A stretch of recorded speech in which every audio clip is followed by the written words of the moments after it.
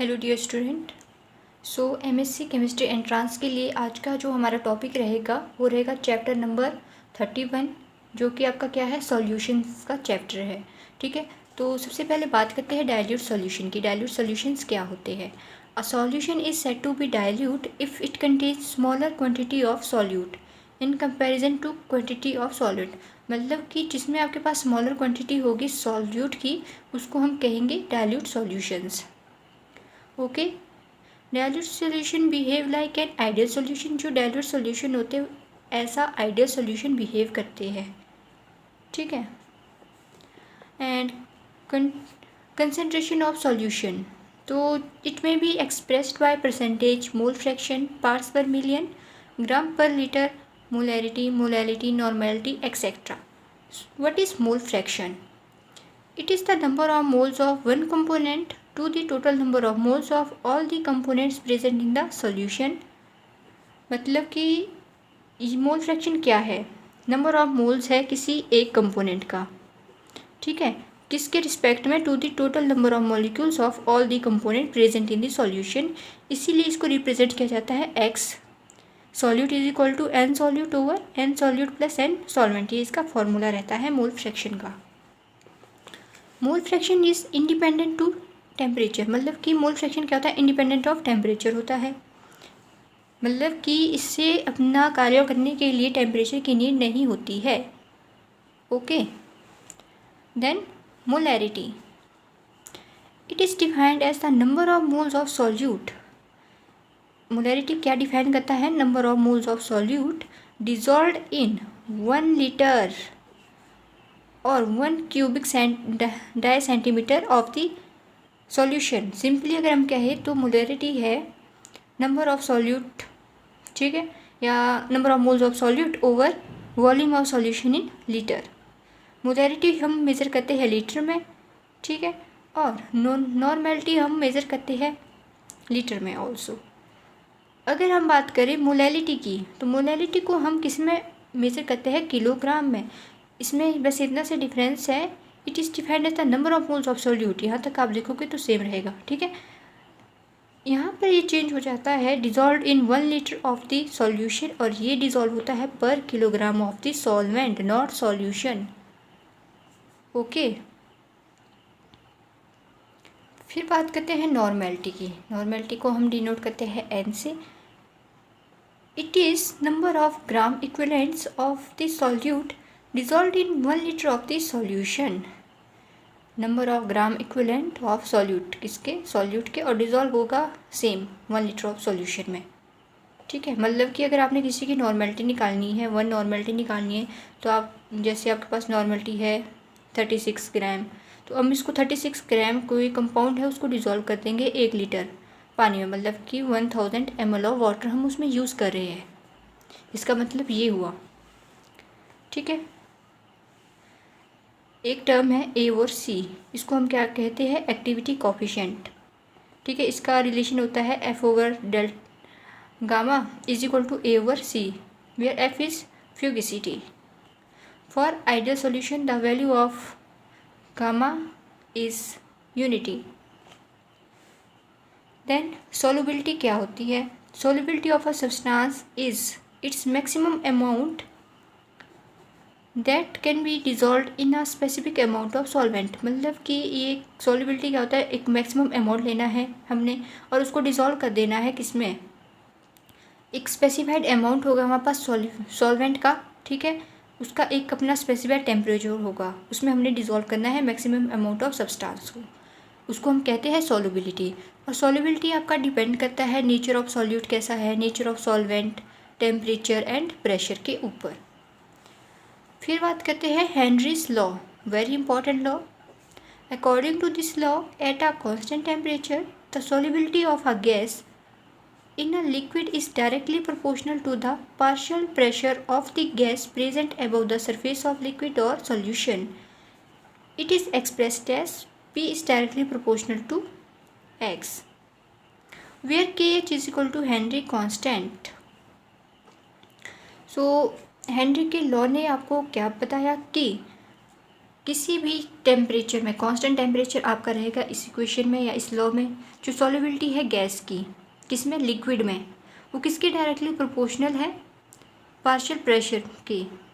ठीक है, partial pressure of gas present, जो कि प्रेजेंट होगा कहाँ पर, above the surface of liquid और solution. Right. Applications of Henry law, तो कहाँ कहाँ हेनरी लॉ आपके यूज़ हो रहा है, in the production of carbonated beverages, in the deep sea diving, for the people living at high altitudes or climbers. Okay. Rod's law. Rod's law states that at a given temperature, for a solution of volatile liquids, the partial vapor pressure of each component of the solution is directly proportional to its mole fraction present in a solution. Rod's law में ये किसके लिए useful था, rods law, ideals and non ideal solutions के लिए। तो ideal solution मतलब कि जो ओबे करेंगे आपके रॉड्स लॉ को at all temperature and concentration, वो हो गए आपके पास आइडियल सॉल्यूशंस। ठीक है, जिसकी इक्वेशन इस तरह से रिप्रेजेंट होती है। और नॉन आइडियल सॉल्यूशन कौन से होते हैं, जो ओबे नहीं करते हैं रॉड्स लॉ को, और ये क्या शो करते हैं, positive and negative deviation show करते हैं फ्रॉम रॉड्स लॉ। जैसे एग्जाम्पल की बात करें तो एग्जाम्पल ऑफ आइडियल सॉल्यूशन में आता है N hexane and N heptane का mixture, bromo ethane plus chloro ethane, benzene plus toluene का मिक्सचर, क्लोरोबेंजीन प्लस ब्रोमोबेंजीन का मिक्सचर एक्सेट्रा। अगर हम बात करें नॉन आइडियल सॉल्यूशन के एग्जाम्पल्स की, तो सबसे पहले तो आता है कार्बन डाइसल्फाइड का मिक्सचर, किसके साथ, एसीटोन के साथ, फिर ethanol plus cyclohexane, and third है वहाँ पास एसीटोन प्लस बेंजीन का सॉल्यूशन, या we can say mixture. Okay, what is azeotropes? The binary mixture having the same composition in liquid and vapour phase boil at constant temperature are called azeotropic mixture और azeotropes. मतलब कि एक binary mixture है, ठीक है, जिसका आपके पास क्या है, सेम कॉम्पोजिशन है लिक्विड की और वेपर फेज की भी, और वो बॉयल हो रहे हैं कांस्टेंट टेम्परेचर के ऊपर, तो उस फिनोमिना को कह दिया एजियोट्रॉपिक मिक्सचर या फिर एजियोट्रॉप्स। फिर एजियोट्रॉप्स भी आपके पास टू टाइप्स के होते हैं, मिनिमम बॉइलिंग एजियोट्रॉप्स, जो मिनिमम टेम्परेचर पे बॉयल किए जाते हैं, ठीक है। सेकेंड आते हैं maximum boiling azeotropes. The solution which show a large positive deviation from rods law form minimum boiling azeotrops at a specific composition. Example ethanol water mixture, किसका एग्जाम्पल हो गया, मिनिमम बॉइलिंग एजियोट्रॉप्स का। ठीक है, और अगर बात करें हम मैक्सिमम बॉइलिंग एजियोट्रॉप्स की, तो इसके एग्जाम्पल में आते हैं nitric acid with water. Right. Then colligative properties क्या होती है किसी भी सॉल्यूशन की? तो colligative properties of a solution is the one that depends on the number of solute particles present in the solution rather than on the type of particle dissolved in it. They have been used to determine the molar mass of solutes. So colligative properties में भी आपके पास सबसे पहले आती है relative lowering of vapour pressure का phenomena, then elevation of boiling point, ठीक है। फिर आता है डिप्रेशन इन फ्रीजिंग पॉइंट, जो कि आप एमएससी में जब पीजी की आपके पास कोर्सेज होते हैं वहाँ पे बहुत ही ज़्यादा डिटेल में इन टॉपिक्स को पढ़ते हो, ठीक है। तो ये टॉपिक इतने इम्पॉर्टेंट है नहीं, फिर भी आपको इसके फॉर्मूलेस पता होने चाहिए। जैसे relative lowering of vapour pressure का फॉर्मूला हो गया P0 minus PS over P0 is equal to x solute, right, ये वाला। And elevation of boiling point, इसको हम डेल्टा TB से डिनोट करते हैं, और delta TB is equal to 1000 kb WB over WAMB।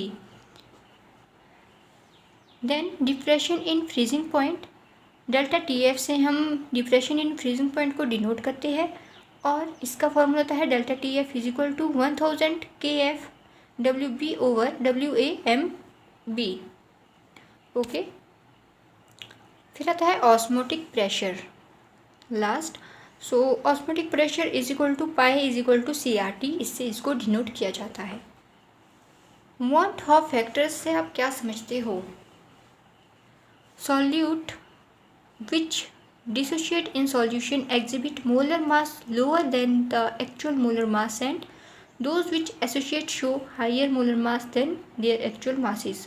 So want of factor I से इसको डिनोट करते हैं is related to molar mass of the solute and colligative properties by equation.